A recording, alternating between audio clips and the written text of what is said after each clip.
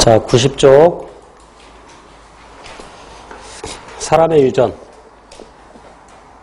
우선 그림에 사람의 유전 형질에 대해서 우열 관계가 나와 있는데 가끔 우리 시험에는 몇 가지는 외워야 풀 수 있게끔 나오는 경우도 있습니다. 특히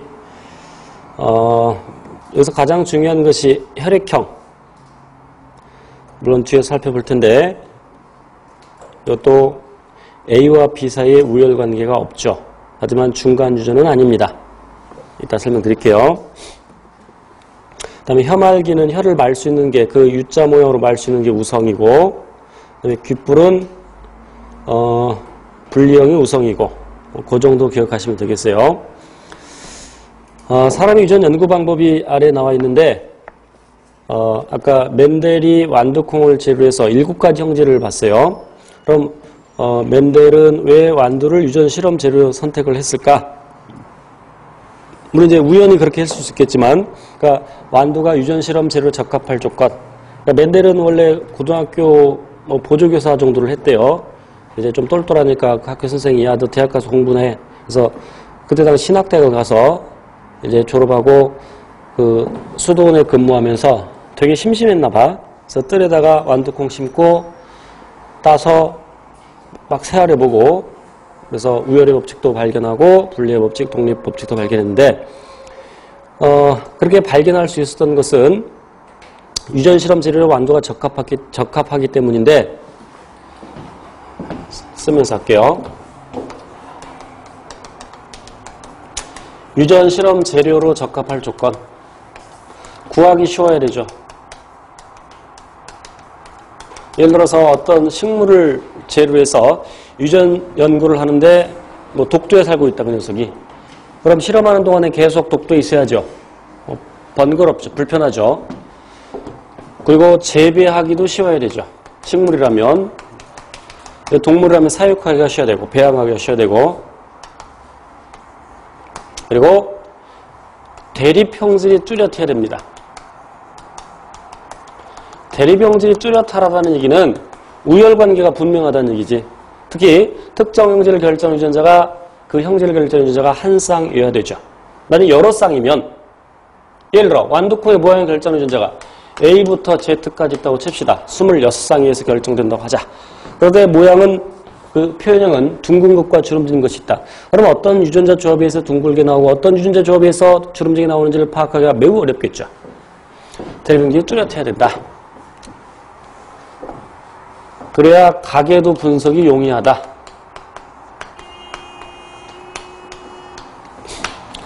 자, 그 다음에 임의 교배가 가능해야 됩니다.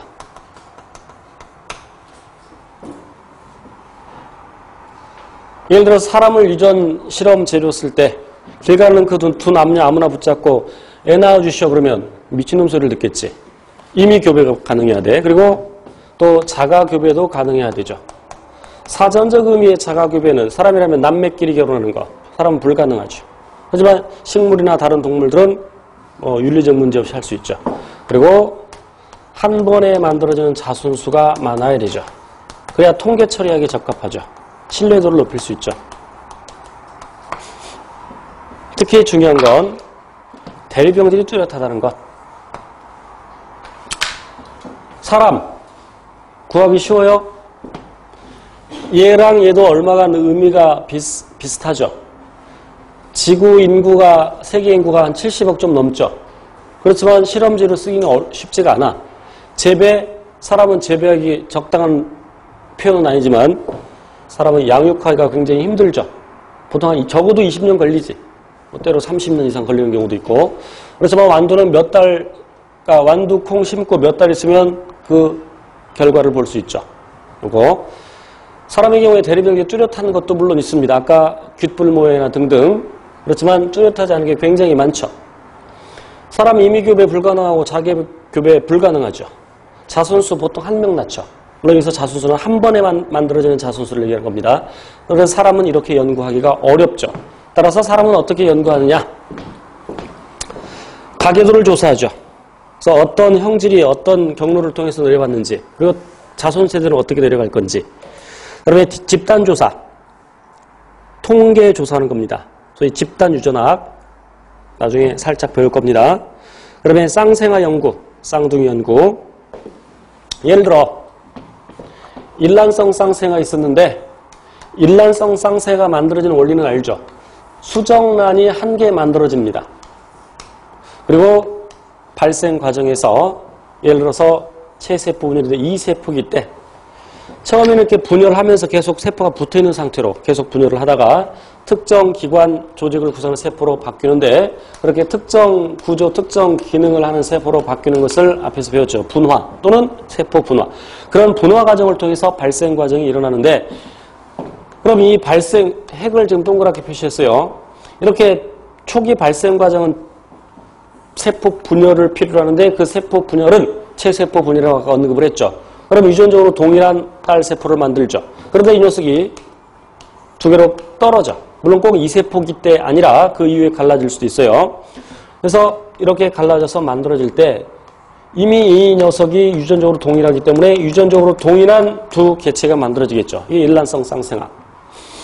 자, 아주 찢어지게 가난한 집에 태어나서 일란성 쌍생아예요. 근데 우유도 제대로 잘 못 먹고 자랐죠. 그래서 한 명만 안타깝게 유럽으로 입양이 되었죠. 그래서 1살 때 여자서 20살 때 만나서 키를 재봤더니 우리나라에 사는 녀석은 180, 유럽에 가는 사는 녀석은 잘 먹고 잘 살았는데 181. 그럼 키는 유전자 영향을 많이 받은 거야? 환경 영향을 많이 받은 거야? 유전자 영향을 많이 받은 거죠. 지능지수를 측정해봤어. 인텔리전트 쿼션트. 이 우리나라에 남은 녀석은 믿을 건 자기 자신밖에 없어. 죽도록 공부했죠. 재수 없죠. 이 유럽으로 간 녀석은 자기 부모가 부자인 걸 알고 물려받을 재산 생각하고 공부를 별로 안 했어. 더 재수 없다. 실은 이렇게 큰 차이는 안 나겠지만 그냥 할게요. 그럼 요 지능지수 잘 생각하셔야 돼요.